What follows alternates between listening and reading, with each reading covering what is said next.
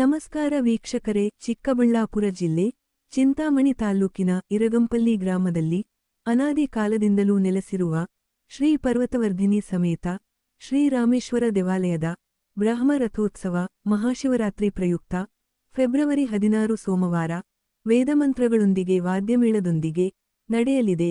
ಪೂಜಾ ಕೈಂಕರ್ಯಗಳು ಫೆಬ್ರವರಿ 10 ರಿಂದ ಪ್ರಾರಂಭಗೊಂಡು 19 ಫೆಬ್ರವರಿವರೆಗೂ ನಡೆಯಲಿದೆ. ಈಗಾಗಲೇ ಎಲ್ಲಾ ಸಿದ್ಧತೆಗಳು ಪೂರ್ಣಗೊಂಡು ಪೂಜಾ ಕೈಂಕರ್ಯಗಳು ನಡೆಯುತ್ತವೆ.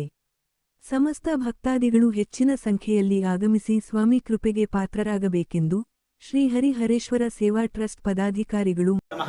ಓಂ ನಮಃ ಶಿವಾಯ.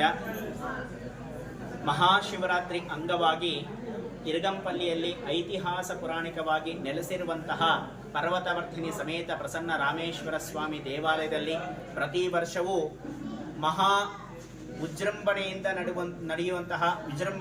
ನಡೆಯುವಂತಹ ಬ್ರಹ್ಮ ರಥೋತ್ಸವ ಕಾರ್ಯಕ್ರಮ, ವಿಶೇಷವಾಗಿ ಶಿವರಾತ್ರಿ ದಿವಸ ರಥೋತ್ಸವ ಕಾರ್ಯಕ್ರಮ ಇರುತ್ತೆ.